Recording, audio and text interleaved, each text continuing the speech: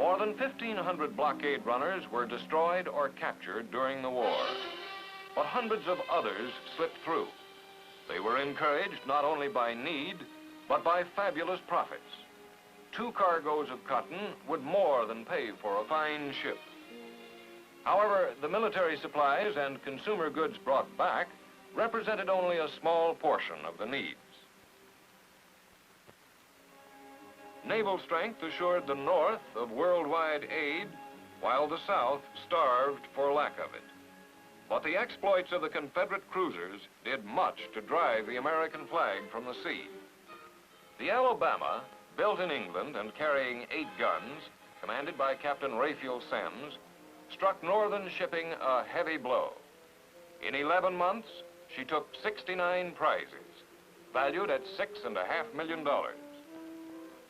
The cruiser Florida caused almost as much destruction during 2 years at sea. The Shenandoah lit the Arctic skies with the fires of federal whaling fleets.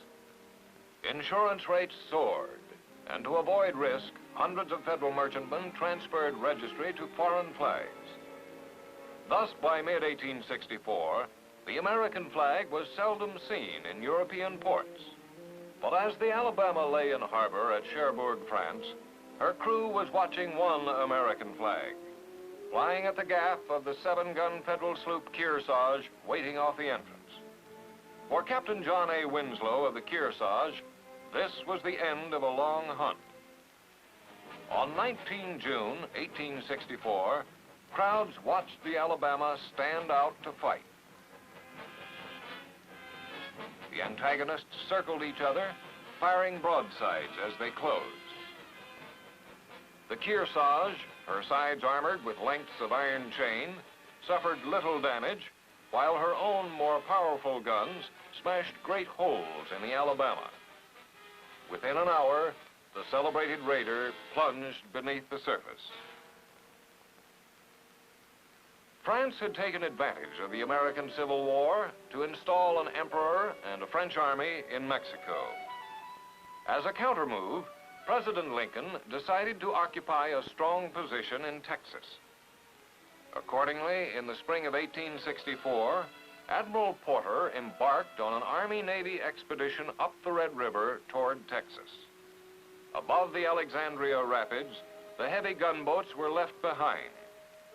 Lighter draft vessels continued to advance. Several hundred miles upriver, Porter received news of an Army defeat downstream. Harassed severely by Confederate troops, the vessels retreated. But the river was now too low for the gunboats to pass the Alexandria Rapids. Loss of the entire fleet was threatened. Several thousand men worked feverishly for 8 days and nights building dams. These raised the water level about 6 feet.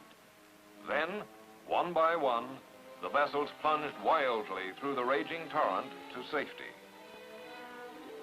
After the Red River expedition, the long-planned attack on Mobile, the only important Gulf port still in Southern hands, got underway. The entrance to Mobile Bay was defended by Forts Morgan and Gaines. Torpedoes blocked the channel, except for a narrow passage close by Fort Morgan. In addition, the Confederates had a small naval force centered around the powerful ironclad Tennessee, commanded by Admiral Buchanan.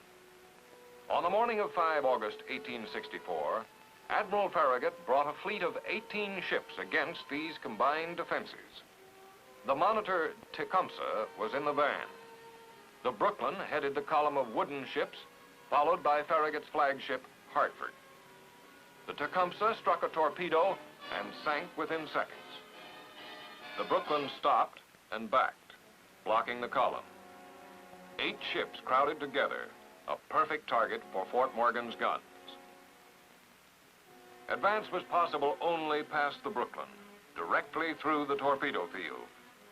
Farragut's immediate decision was, damn the torpedoes, full speed ahead. Torpedoes could be heard bumping against the hull, but none exploded. The Tennessee and other Confederate vessels placed Farragut's ships under heavy fire, but the Federal fleet reached the inner harbor. Then Admiral Buchanan in the Tennessee again closed to give battle, and a wild melee ensued. 3 large wooden ships rammed the Tennessee. The monitors joined in. After sustaining heavy damage against overwhelming odds, the disabled Tennessee surrendered. Farragut had neutralized Mobile and pinned down Confederate strength which could have been used against General Sherman, then besieging Atlanta. The war in the West was almost over.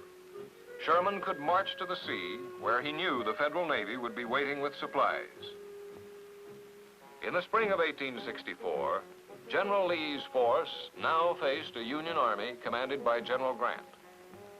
Through control of the sea, the North had unlimited freedom of movement, concentration, and mobility of attack. Grant wisely used naval power to move his troops over the highways of rivers patrolled by Federal monitors and gunboats. Ships are the lifeline of logistics. While naval strength assured Grant of uninterrupted support, the Confederate Army faced a critical supply problem. Only Wilmington, North Carolina remained as a port through which blockade runners could filter supplies. Powerful Fort Fisher stood guard at Wilmington. In January 1865, after a previous unsuccessful try, Fort Fisher again became the target of a large Army-Navy attack. Admiral Porter commanded over 50 warships, mounting some 600 guns. 8,000 troops were embarked. On 13 January, the soldiers landed on the beach north of Fort Fisher and dug in. The fleet poured a blistering fire into the defenses. The bombardment continued for 2 days. A landing force of 2,000 sailors and Marines launched a diversionary attack on the sea side of the fortification. The Army overwhelmed the defenders in fierce hand-to-hand combat. Fort Fisher surrendered. The last important Confederate supply line had been cut. The war moved swiftly to its end. Sea power had weighed heavily throughout the long and bitter struggle. The Federal Navy dominated the sea and used this control to blockade and isolate the South, to discourage foreign intervention, to stifle the Confederate economy, to seize strong points and ports, and to support Army operations along the southern coast. The North's naval strength was no less effective on the inland rivers, where it was a major instrument in the campaigns that split the Confederacy. The Federal Navy grew from 42 to nearly 700 active vessels, while the South fought back with ingenuity, bolstering meager resources. The choking blockade was threatened by powerful ironclads, small boats with spar torpedoes, a submarine, and elusive blockade runners. Destructive mines, called torpedoes, were another menace. Swift cruisers struck a blow from which American shipping did not recover for more than half a century. But ultimately, Federal strength at sea could not be denied. When the guns fell silent, the United States Navy stood as the most powerful naval force on Earth. And as the clouds of Civil War passed, a greater, stronger, and united America took form as a symbol of power and freedom in the modern world, based on strength at sea.